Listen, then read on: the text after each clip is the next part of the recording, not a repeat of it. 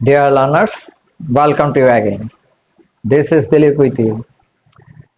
এখন তোমাদেরকে যেটা শেখাতে চাচ্ছি সেটা তোমাদের সবারই জন্য হয়তো খুব ইজি একটা জিনিস, আর্টিকেলস, যেটা তোমরা একদম ধরো প্রাইমারি লেভেল থেকেই করে আসছো, এখন হায়ার লেভেলও অনেক এমনকি কলেজ লেভেলেও এটা আছে, তাই না? ব্যক্তি জীবনে এটা মানে ব্যবহার তো আছেই, সেজন্য এটা নিয়ম কানুন জানা খুব বেশি দরকার। আমি এখানে যে এক্সারসাইজটা নিয়েছি, এখানে যে নিয়ম কানুন গুলো আসছে শুধু সেগুলো বুঝিয়ে দেওয়ার চেষ্টা করছি। এমনিতে নিয়ম কানুনটা আগে অনেক ভিডিওতে বুঝিয়েছি, এক্সারসাইজও করিয়েছি। তো তোমাদেরকে এই ধরনের এক্সারসাইজ করানো আমার উদ্দেশ্য হচ্ছে যে এক্সারসাইজের মাধ্যমে নিয়ম কানুন গুলোকে বা রুল গুলোকে আরেকটু শার্প করে নেয়। ওকে, দেখো, fill in the gaps with a and the cross অর্থাৎ আর্টিকেলস, যেখানে আর্টিকেলস দরকার হবে এ অথবা এন অথবা দা, আর যেখানে কোনো আর্টিকেল বসবে না সেখানে কি হবে, একটা ক্রস মার্ক বসবে। দেখো, ট্রুথফুলনেস, সততা, is dash greatest of all dash virtues which makes dash man really great. তাহলে এখানে কি বুঝতে পারে, ইজ ড্যাশ গ্রেটেস্ট। তো এখানে একটা জিনিস তুমি লক্ষ্য করো, গ্রেটেস্ট গ্রেটেস্ট মানে হচ্ছে কি সবচেয়ে বড়, আর এই গ্রেট শব্দের সুপারলেটিভ ডিগ্রি হচ্ছে গ্রেটেস্ট। তো আমরা জানি কি সুপারলেটিভ ডিগ্রির পূর্বে কি বসে, একটা দা বসে। সুপারলেটিভ ডিগ্রির আগে দা বসে, একটা রুল শেষ। অফ অল ড্যাশ ভার্চুস, তো এখানে অনেকগুলো ভার্চুস এর কথা বলা হচ্ছে, গুণের কথা বলা হয়েছে, কিন্তু দেখো এখানে কোনো গুণের নাম উল্লেখ, অর্থাৎ আগে অনেকগুলো গুণ, তো যেহেতু এখানে একটা গুণের কথা বলা হয়েছে, কিন্তু এই যে ভার্চুস এর কথা বলছে এখানে কিন্তু অতগুলো গুণের কথা কোথাও উল্লেখ নেই, আর সে কারণে এখানে কোনো আর্টিকেল বসবে না। তাহলে এখানে কি হবে, cross. See which which makes, যেটা তৈরি করে ড্যাশ এ ড্যাশ ম্যান। তো এখানে দেখো ম্যানের কথা বলা হয়েছে, তাহলে তার পূর্বে কি বসতে পারে, সিঙ্গুলার নাম্বার, অনির্দিষ্টভাবে যে কোনো ব্যক্তির কথা বলা হয়েছে, সুতরাং অনির্দিষ্টভাবে বুঝালে কি হবে, এ অথবা এন যে কোনো একটা বসতে পারে।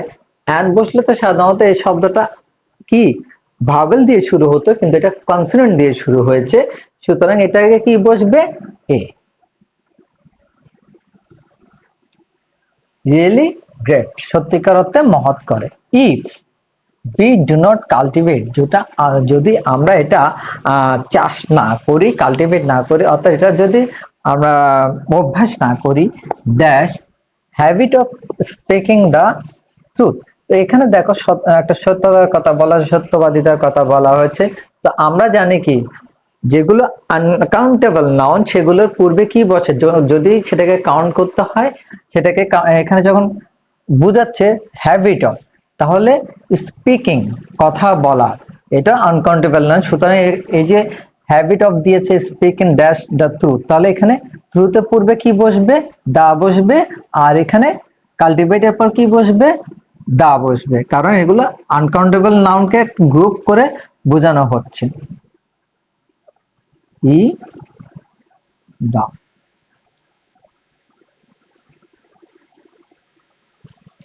এ B C D E F. এরপরে দেখো confidence of we can't command dash confidence of other, অর্থাৎ আমরা অন্যদের সেই এটা কনফিডেন্স কি করতে পারবো না, কমান্ড করতে পারবো না, তাহলে সুতরাং কি হবে, এখানেও দা।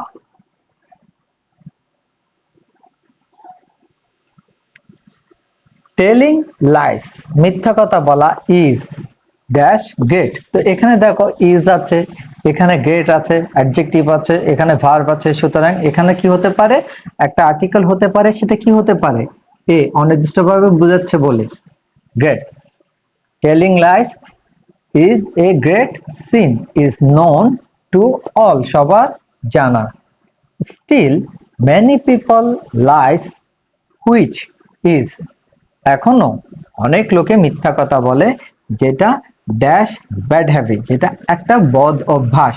তাহলে একটা বদ অভ্যাস সেখানে কি হতে পারে?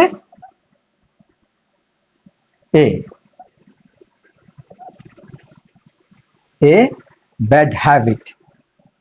falsehood may give someone temporary benefits, অর্থাৎ মিথ্যা মিথ্যা কাউকে কাউকে হয়তো অস্থায়ীভাবে লাভ এনে দিতে পারে, but they suffer in dash long run, তারা মানে অনতি দূরে বা পরবর্তী জীবনে তারা ভুগবে। তো in the long run, the in the long run there lies a difference between a truthful, অর্থাৎ একটা পার্থক্য বা একটা তফাৎ রয়ে গেছে কার কার মধ্যে, between a truthful একজন সত্যবাদী মানুষ and dash untruthful man, এবং মিথ্যাবাদী বা অসত্যবাদী। তো এখানে দেখো আন ইউ দিয়ে শুরু হচ্ছে, ভাওয়েল দিয়ে শুরু হচ্ছে, সুতরাং এর আগে কি বসবে? অ্যান বসবে। An ungrateful man. দেখো এখানে যে কয়েকটার ব্যবহার এসেছে, অর্থাৎ আর্টিকেলের ব্যবহারের যে নিয়মগুলো এখানে এসেছে, আমি সেগুলো তোমাদেরকে বুঝিয়ে দিলাম। আশা করি ব্যাপারটা তোমাদের কাছে ক্লিয়ার হয়ে গেছে। ওকে, থ্যাংক ইউ।